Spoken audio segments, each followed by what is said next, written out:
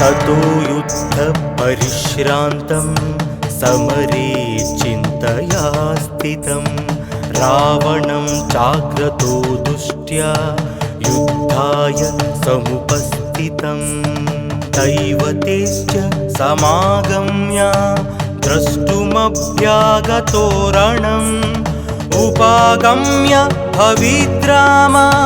मगस्त्यो भगवान् ऋषिः राम राम महाबाहो शृणु गुह्यं सनातनं येन सर्वान् नरीन् वत्सा समरे विजयिष्यसि आदित्यहृदयं पुण्यं सर्वशत्रुविनाशनं जयावहं जपे नित्यमक्षयं परमं शुभं सर्वमङ्गलमाङ्गल्यं सर्वपापप्रणाशनं चिन्ताशोकप्रशमना मयूर्वर्धनमुत्तमम् रश्मिमन्तं समुद्यन्तं देवासुर नमस्कृतं पूजयस्व विवस्वन्तं भास्करं भुवनेश्वरं सर्वदेवतात्मको हेश तेजस्वी रश्मिभावनः एष देवासुरगणान् लोकान् पादिगवस्तिभिः एष ब्रह्मश्च विष्णुश्च शिवस्कन्दः प्रजापतिः महेन्द्रो धनदः कालो यमः सोमो ह्यपाम्पतिः वसवः सान्ध्या हस्विनौ मारुतो मनुः वायुर्वह्नि प्रजाः प्राणा ऋतुकर्ता प्रभाकरः आदित्यः सविता सूर्याः खगः पूषा गभस्तिमान् सुवर्णसदृशो भानुः सुवर्णरेता दिवाकरः हरिद्वसा सहस्रार्ची सप्तसप्तिर्मरीचिमान् तिमिरोन्मथनशम्भु सप्ताष्टमार्ताण्डां सुमान् हिरण्यगर्भशिशिरसप्तनो भास्करो रविः अग्निगर्भोदितेः पुत्रा शङ्कः शिशिरनाशनः व्योमनाथस्तमो वेधी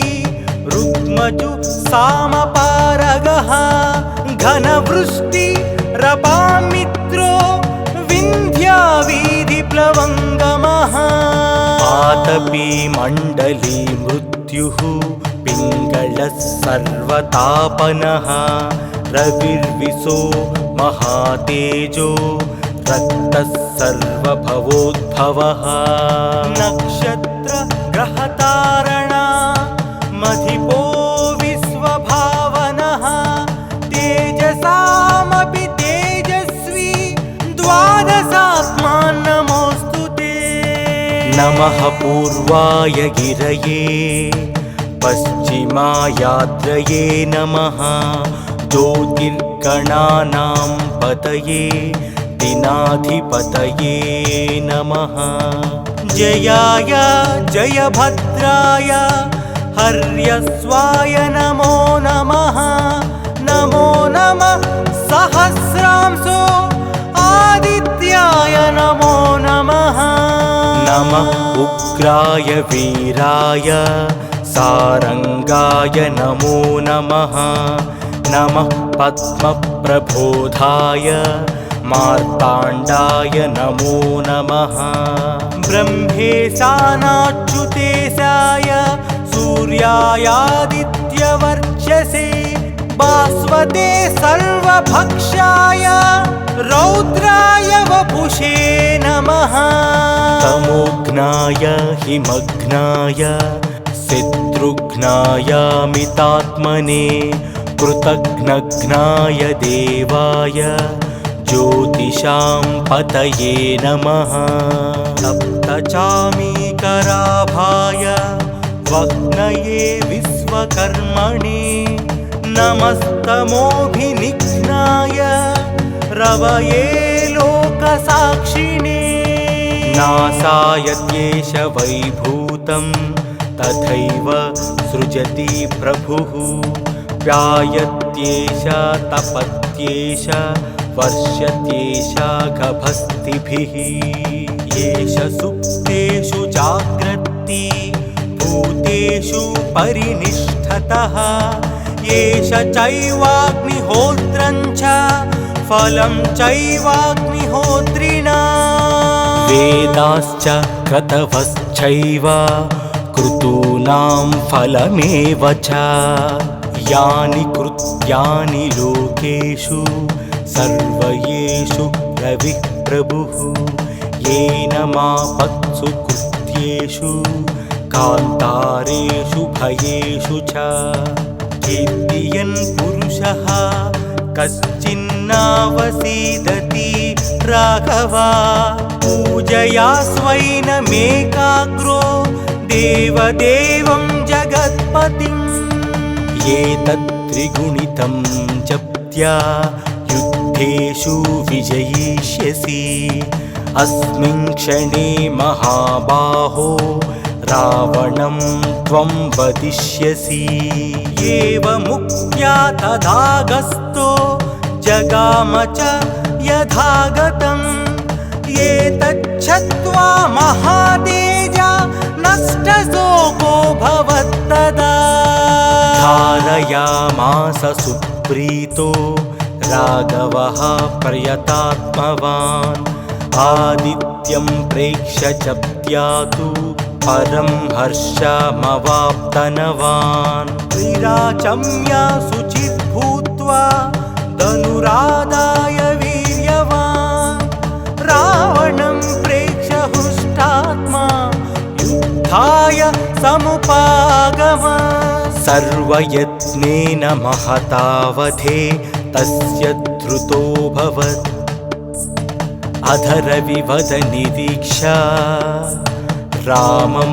मुदितमानः परमं प्रहृष्यमाणः निशिचरपति संशयं विदित्वा सुरगणमध्यगतोत्सर्वरेति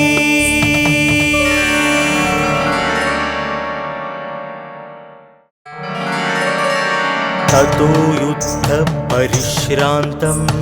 समरे चिन्तया स्थितं रावणं चाग्रतो दुष्ट्या युद्धाय समुपस्थितं दैवतेश्च समागम्य द्रष्टुमभ्यागतो रणम् उपागम्य भविद्राम मगस्त्यो भगवान् ऋषिः राम राम महाबाहो शृणु गुह्यं सनातनं येन सर्वान् नरीन् वत्सा समरे विजयिष्यसि आदित्यहृदयं पुण्यं सर्वशत्रुविनाशनं जयावहं जपे नित्यमक्षयं परमं शुभं सर्वमङ्गलमाङ्गल्यं सर्वपापप्रणाशनं चिन्ताशोकप्रशमना मयूर्वर्धनमुत्तमम् रश्मिमन्तं समुद्यन्तं देवासुर नमस्कृतं पूजयस्व विवस्वन्तं भास्करं भुवनेश्वरं सर्वदेवतात्मको हेश तेजस्वी रश्मिभावनः एष देवासुरगणान् लोकान् पातिगवस्तिभिः एष ब्रह्मश्च विष्णुश्च शिवस्कन्दः प्रजापतिः महेन्द्रो धनदः कालो यमः सोमो ह्यपाम्पतिः वसवः सान्ध्या हस्विनौ मारुतो मनुः वायुर्वह्नि प्रजाः प्राणा ऋतुकर्ता प्रभाकरः आदित्यः सविता सूर्याः खगः पूषा गभस्तिमान् सुवर्णसदृशो भानुः सुवर्णरेता दिवाकरः हरिद्वसा सहस्रार्ची सप्तसप्तिर्मरीचिमान् तिमिरोन्मथनशम्भु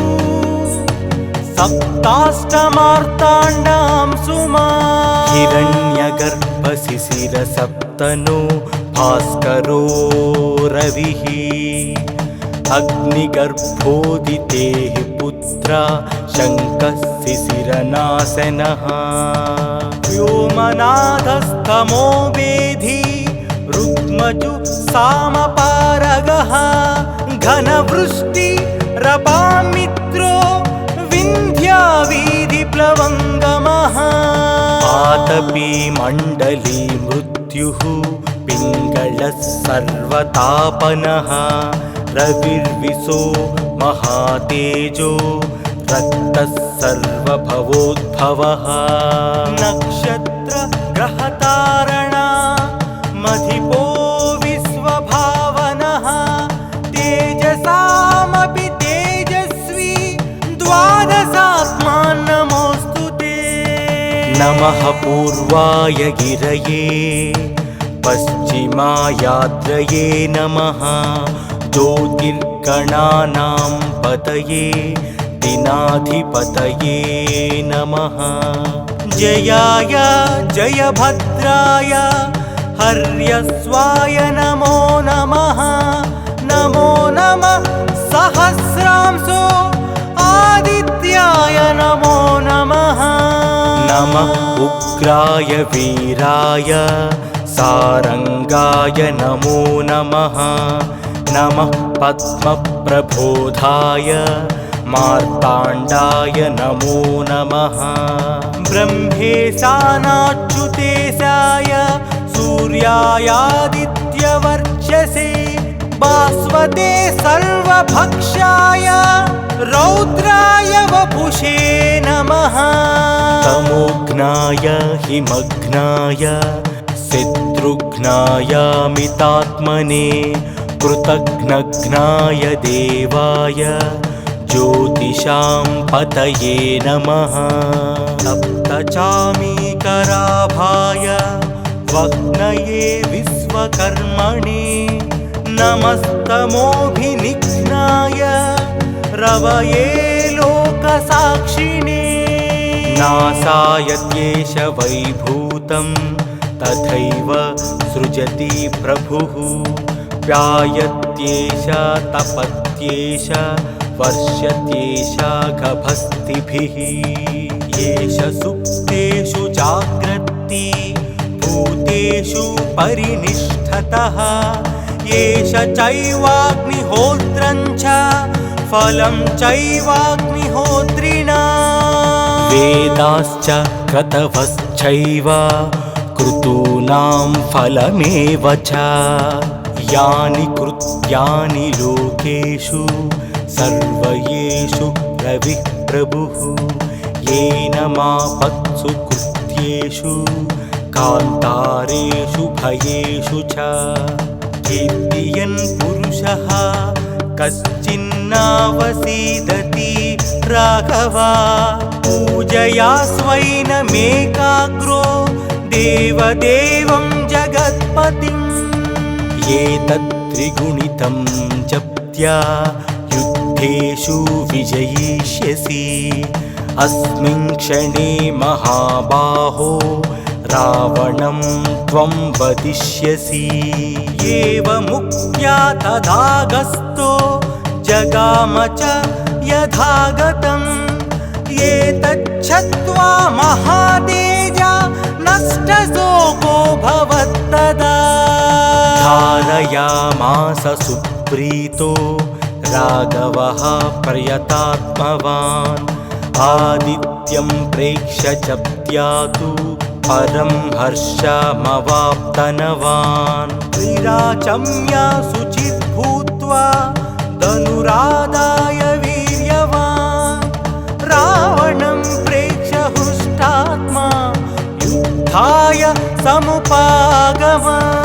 सर्वयत्नेन महतावधे तस्य धृतोऽभवत् अधरविवदनिरीक्षा रामं मुदितमानः परमं प्रहृष्यमाणः निशीचरपति संशयं विदित्वा सुरगणमध्यगतोत्सर्वरेति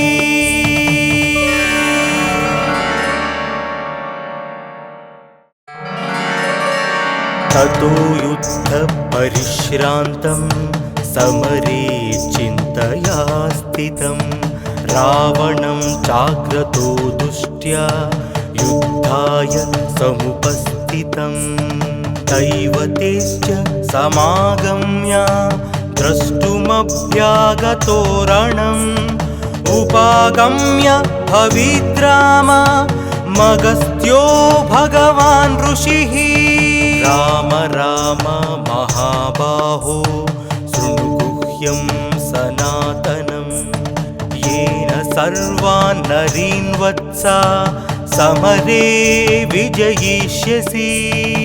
आदित्यहृदयं पुण्यं सर्वशत्रुविनाशनं जयावहं जपे नित्यमक्षयं परमं शुभं सर्वमङ्गलमाङ्गल्यं सर्वपापप्रणाशनं चिन्ताशोकप्रशमना मयूर्वर्धनमुत्तमम् रश्मिमन्तं समुद्यन्तं देवासुर नमस्कृतं पूजयस्व विवस्वन्तं भास्करं भुवनेश्वरं सर्वदेवतात्मको हेश तेजस्वी रश्मिभावनः एष देवासुरगणान् लोकान् पादिगवस्तिभिः एष ब्रह्मश्च विष्णुश्च शिवस्कन्दः प्रजापतिः महेन्द्रो धनदः कालो यमः सोमो ह्यपाम्पतिः वसवः सान्ध्या हस्विनौ मारुतो मनुः वायुर्वह्नि प्रजाः प्राणा ऋतुकर्ता प्रभाकरः आदित्यः सविता सूर्याः खगः पूषा गभस्तिमान् सुवर्णसदृशो भानुः सुवर्णरेता दिवाकरः हरिद्वसा सहस्रार्ची सप्तसप्तिर्मरीचिमान् तिमिरोन्मथनशम्भु सप्ताष्टमार्ताण्डां सुमान् हिरण्यगर्भशिशिरसप्तनो भास्करो रविः अग्निगर्भोदितेः पुत्रा शङ्कः शिशिरनाशनः व्योमनाथस्तमो वेधी रुग्मजु सामपारगः घनवृष्टि रपामित्रो विन्ध्यावीधिप्लवङ्गमः आतपी मण्डली मृत्युः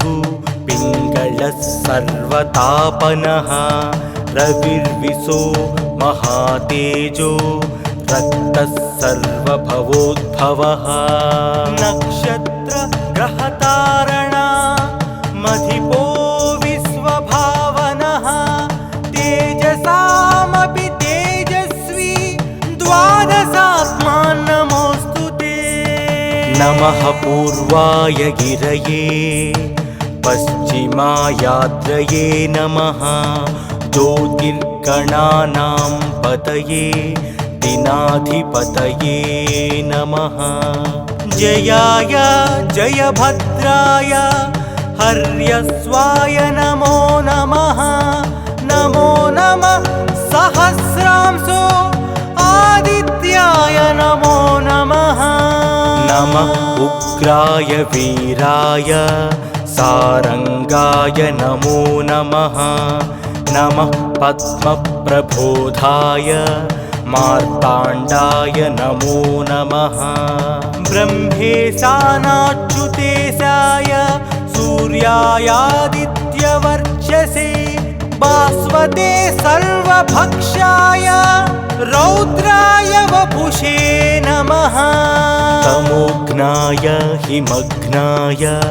शत्रुघ्नायामितात्मने कृतघ्नघ्नाय देवाय ज्योतिषां पतये नमः। सप्तचामीकराभाय वह्नये विश्वकर्मणे नमस्तमोभिनिघ्नाय रवये लोकसाक्षिणे। नासायत्येष वैभूतं तथैव सृजति प्रभुः व्यायत्येष तपत्येष वर्षत्येष गभस्तिभिः। येष सुप्तेषु जाग्रत्ति भूतेषु परिनिष्ठतः येष चैवाग्निहोत्रं च फलं चैवाग्निहोत्रिणा। वेदाश्च क्रतवश्चैव क्रतूनां फलमेव च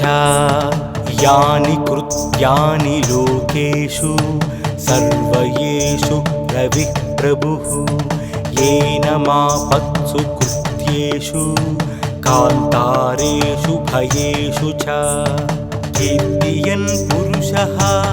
कश्चिन्नावसीदति राघवा पूजया स्वैनमेकाग्रो देवदेवं जगत्पतिम्। एतत्त्रिगुणितं जप्त्या युद्धेषु विजयिष्यसि अस्मिन् क्षणे महाबाहो रावणं त्वं वदिष्यसि। एवमुक्त्या तदागस्तो जगाम च यथागतम् एतच्छ्रुत्वा महातेजा नष्टशोको भवत्तदा। धारयामास सुप्रीतो राघवः प्रयतात्मवान् आदित्यं प्रेक्ष्य जप्त्यातु परं हर्षमवाप्तनवान्। विराचम्य शुचिः भूत्वा धनुरादाय वीर्यवान् रावणं प्रेक्ष्य हुष्टात्मा युद्धाय समुपागम। सर्वयत्नेन महतावधे तस्य धृतोऽभवत् अधरविवदनिरीक्षा रामं मुदितमानः परमं प्रहृष्यमाणः। निशिचरपति संशयं विदित्वा सुरगणमध्यगतोत्सर्वरेति।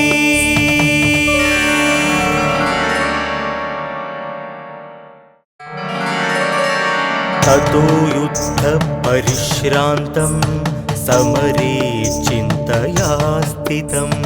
रावणं चाग्रतो दुष्ट्या युद्धाय समुपस्थितं। दैवतेश्च समागम्य द्रष्टुमभ्यागतो रणम् उपागम्य भविद्राम मगस्त्यो भगवान् ऋषिः। राम राम महाबाहो शृणु गुह्यं सनातनं येन सर्वान् नरीन् वत्सा समरे विजयिष्यसि। आदित्यहृदयं पुण्यं सर्वशत्रुविनाशनं जयावहं जपे नित्यमक्षयं परमं शुभम्। सर्वमङ्गलमाङ्गल्यं सर्वपापप्रणाशनं चिन्ताशोकप्रशमना मयूर्वर्धनमुत्तमम्। रश्मिमन्तं समुद्यन्तं देवासुर नमस्कृतं पूजयस्व विवस्वन्तं भास्करं भुवनेश्वरम्। सर्वदेवतात्मको हेश तेजस्वी रश्मिभावनः एष देवासुरगणान् लोकान् पातिगवस्तिभिः एष ब्रह्मश्च विष्णुश्च शिवस्कन्दः प्रजापतिः महेन्द्रो धनदः कालो यमः सोमो ह्यपाम्पतिः वसवः सान्ध्या अश्विनौ मारुतो मनुः वायुर्वह्निः प्रजाः प्राणा ऋतुकर्ता प्रभाकरः आदित्यः सविता सूर्याः खगः पूषा गभस्तिमान् सुवर्णसदृशो भानुः सुवर्णरेता दिवाकरः हरिद्वसा सहस्रार्ची सप्तसप्तिर्मरीचिमान् तिमिरोन्मथन शम्भु सप्ताष्टमार्ताण्डां सुमान् हिरण्यगर्भशिशिर सप्तनो भास्करो रविः अग्निगर्भोदितेः पुत्रा शङ्कः शिशिरनाशनः व्योमनाथस्तमो वेधी रुग्मजु सामपारगः घनवृष्टि रपामित्रो विन्ध्यावीधिप्लवङ्गमः आतपी मण्डली मृत्युः पिङ्गलः सर्वतापनः रविर्विशो महातेजो रक्तः सर्वभवोद्भवः नक्षत्र ग्रहतारणा मधिपो विश्वभावनः तेजसामपि तेजस्वी द्वादशात्मान् नमोऽस्तु ते नमः पूर्वाय गिरये पश्चिमायाद्रये नमः ज्योतिर्गणानां पतये दिनाधिपतये नमः जयाय जयभद्राय हर्यस्वाय नमो नमः नमो नमः सहस्रांशो आदित्याय नमो नमः नमः उग्राय वीराय सारंगाय नमो नमः नमः पद्मप्रबोधाय मार्ताण्डाय नमो नमः ब्रह्मेशानाच्युतेशाय सूर्यायादित्यवर्चसे भास्वते सर्वभक्षाय रौद्राय वपुषे नमः तमोघ्नाय हिमघ्नाय शत्रुघ्नायामितात्मने कृतघ्नघ्नाय देवाय ज्योतिषां पतये नमः सप्तचामीकराभाय वह्नये विश्वकर्मणे नमस्तमोभिनिघ्नाय रवये लोकसाक्षिणे नासाय त्येष वैभूतं तथैव सृजति प्रभुः व्यायत्येष तपत्येष वर्ष्यत्येष गभस्तिभिः येष सुप्तेषु जाग्रत्ति भूतेषु परिनिष्ठतः येष चैवाग्निहोत्रं च फलं चैवाग्निहोत्रिणा वेदाश्च क्रतवश्चैव क्रतूनां फलमेव च यानि कृत्यानि लोकेषु सर्वयेषु रविः प्रभुः येन मापत्सु कृत्येषु कान्तारेषु भयेषु च कीर्तियन् पुरुषः कश्चिन्नावसीदति राघवा पूजया स्वैनमेकाग्रो देवदेवं जगत्पतिम् एतत्त्रिगुणितं जप्त्या युद्धेषु विजयिष्यसि अस्मिन् क्षणे महाबाहो रावणं त्वं वदिष्यसि। एवमुक्त्या तदागस्तो जगाम च यथागतम्। एतच्छ्रुत्वा महातेजा नष्टशोको भवत्तदा। धारयामास सुप्रीतो राघवः प्रयतात्मवान्। आदित्यं प्रेक्ष्य च त्यातु परं हर्षमवाप्तनवान्। त्रिराचम्या शुचित् भूत्वा धनुरादाय वीर्यवान्। रावणं प्रेक्ष्य हृष्टात्मा युद्धाय समुपागमत्। सर्वयत्नेन महतावधे तस्य धृतोऽभवत्। अधरविवदनिरीक्ष्य रामं मुदितमानः परमं प्रहृष्यमाणः। निशिचरपति संशयं विदित्वा सुरगणमध्यगतोत्सर्वरे।